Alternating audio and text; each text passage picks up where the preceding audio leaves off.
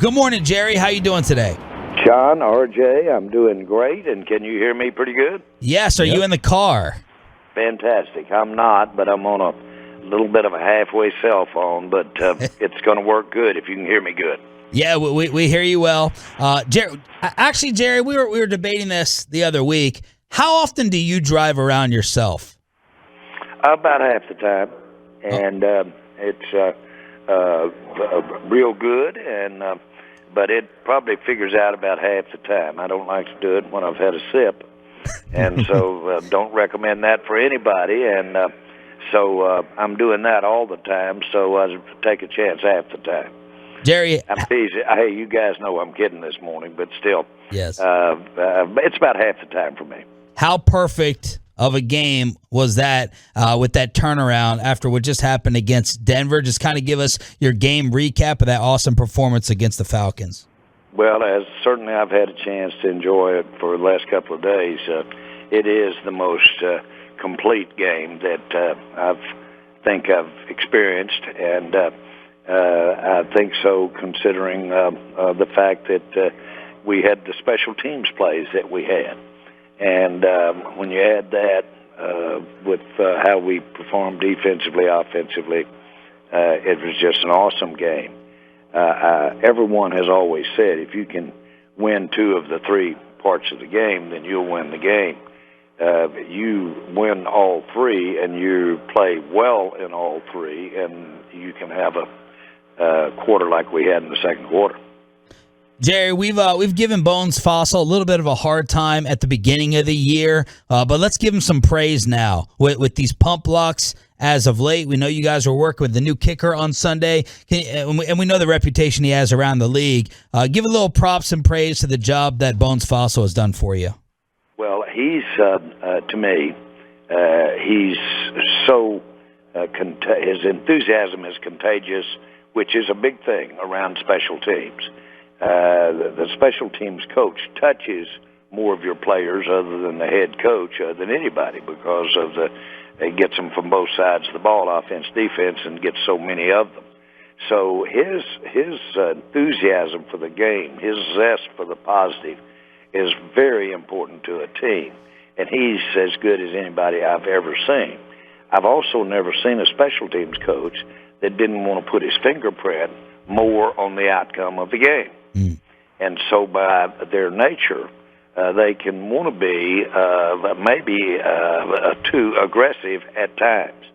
I don't know that I would call him that. I just think you have to realize that he has a lot of confidence in his players. He's very excited about those players, and he believes that they'll make all the good decisions. Special teams is about being aware when you run out there to not have your hands in the wrong places, which creates penalties, as well as just remember you're not trying to get them from behind, don't let the ball bounce, all of those rules of the kicking game. And so I can't say enough about him, but because he is as good, because he is as effective as he is, you got to watch him. Yeah, and of course things were so poetic for Nashawn Wright recovering that ball for the touchdown after the previous week. But the big storyline was on the other assistant coach in Dan Quinn. How happy were you for Dan Quinn with that type of performance against his former team? Well, I just will tell you, to me, he has such stature. He's played in the big games. He's head coached. He should have a Super Bowl. He really should have a Super Bowl. And but I'm not only proud for him, I'm proud we got him. And it's contagious as for the team, and it was poetic for him to come in there beaming into that dressing room after the game, but to have basically put a plan together that was as effective as it is against his old team. Now, he has some great friends over there. No one thinks more of him than Arthur Blank, and that he had coached with over there. But he's got a lot of great relationships that are players on that team, so it had to feel good. Jerry Jones joined us here at 105 through the Fan. Dak followed up what was arguably the worst game of his career with a really, really good game. Did you think that was the best performance he had all season?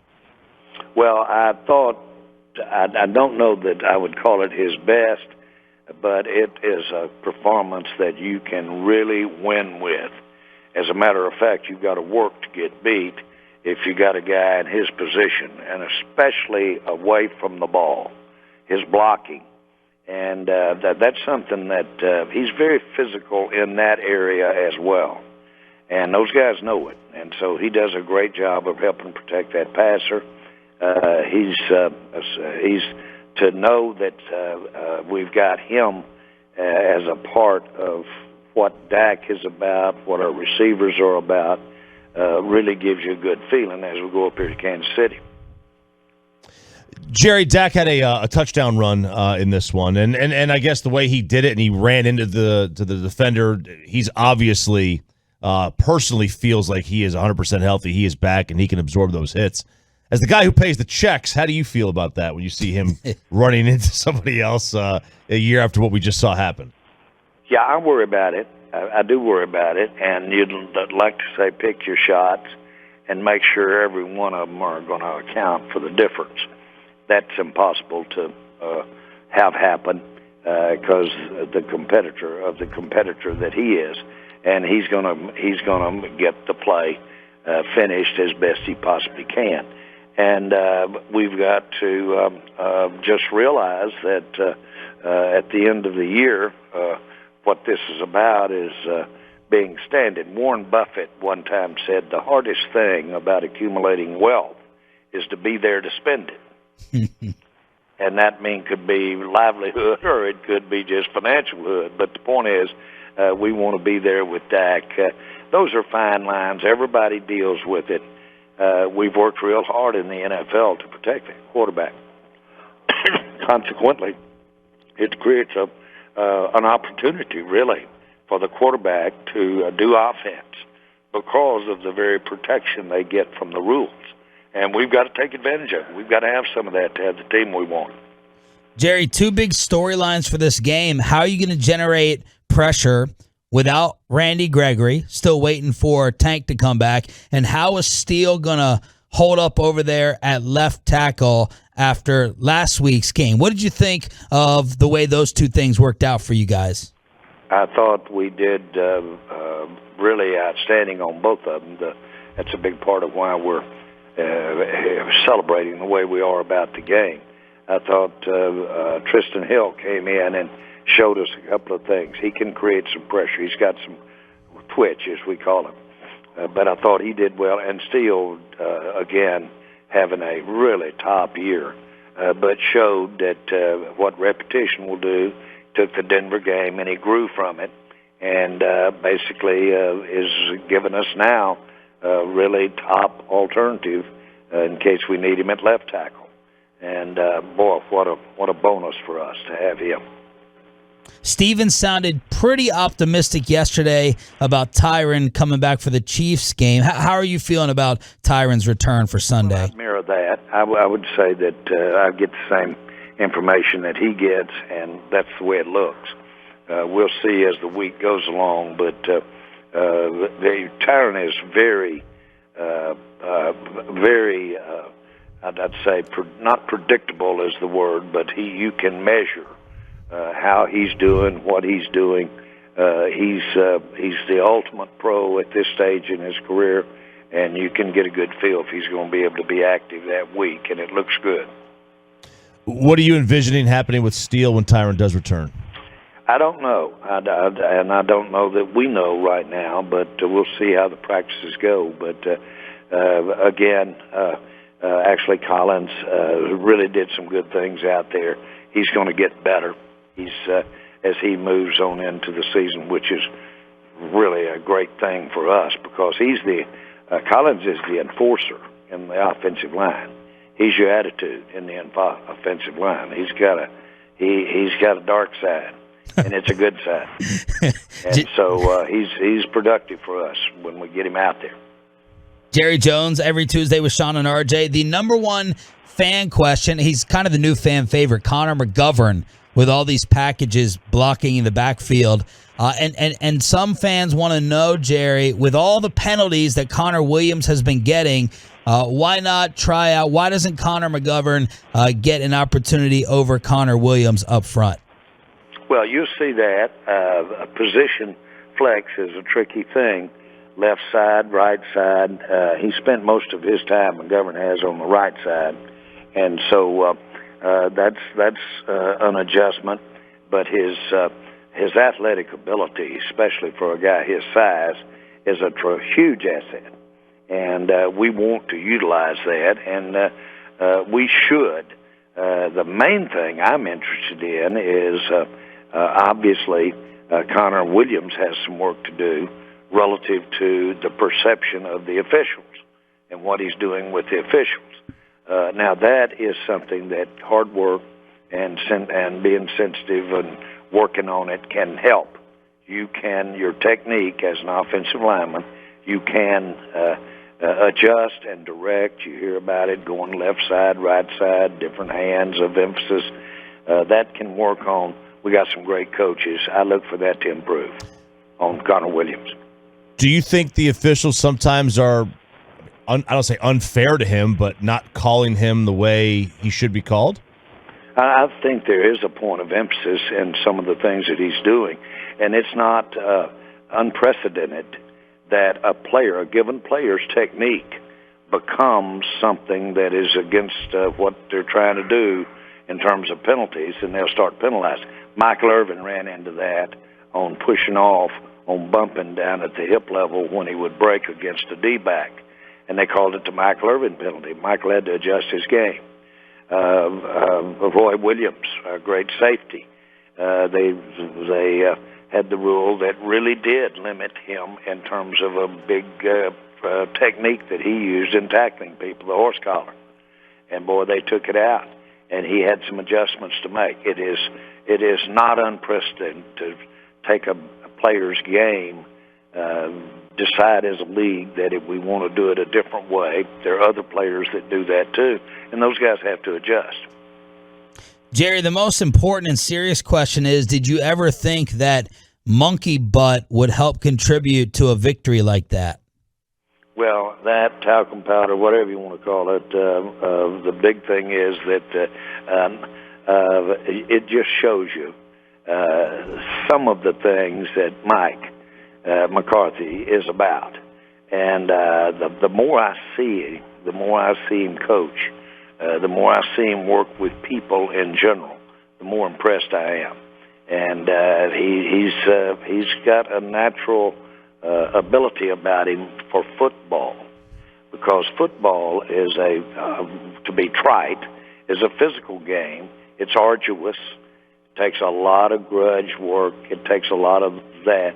And so to have someone that's good at communicating and creating interesting things as you move along has always been helped. Barry Switzer was one of the best you've ever seen at creating ways for players to stay physical, call on themselves, but at the same time help them improve in a positive way.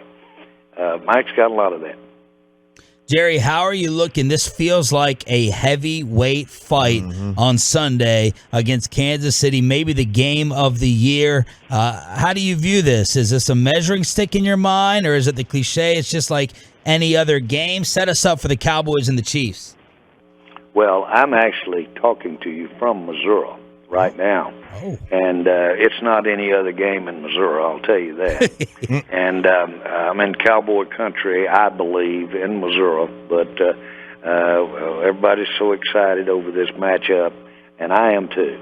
I have such respect for their coach. I have such respect for their organization.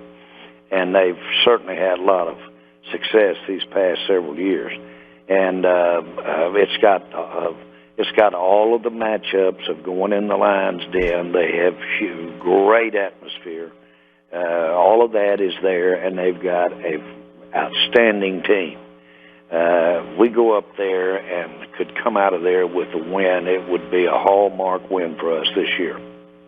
Absolutely. Do you remember what your all scouting report was? And we know you love football on all levels. What did you think of Mahomes in college. And, I mean, how crazy is it with what he's turned into? Well, I think that I think he has been true to form. I do. You say, well, if that's a fact, why wouldn't 20 teams up there emptying the house to try to get him? Yeah. But his style, his athletic ability, his speed, all of the things that serve him well, and make no mistake about it, as you know, he stayed at Texas Tech when some pretty good quarterbacks moved on that were behind him out there that ended up being starters in the NFL. So he's no surprise. I think it's interesting how his particular style has compromised defenses, certainly his first few years. I think as time moves along, he will adjust, but defenses will adjust too. And but you're not going to take away his gift, and that is to just make plays. And he's out there to make plays. And so all of that is, if I've seen a quarterback in the last years and years that literally carry a team, then I would put him on that top of that list, or right there at the top. What they've done a great job, though, is they put some talent around him that matches skills. Jerry, last question. Is this game a little bit more special considering the relationship that DFW has with the Hunt family in football here in North Texas? There's no doubt about it. We have no doubt about it. Lamar Hunt is one of the founders of football, and I admire him so much, and his Clark and his family have just incorporated that and advanced what Lamar was about as far as sports is concerned, and very much to the extent that Lamar made the Preston Road Trophy. And I live on Preston Road, and Lamar lives about as a cat or dog would walk, probably 200 yards from me. And he built this, it looks like a birdhouse, and he had it all fixed up real nice. And maybe 25, 26 years ago, he presented me with that Preston Road Trophy. He said, whether it's preseason or whether it's regular season, the winner will get the Preston Road Trophy.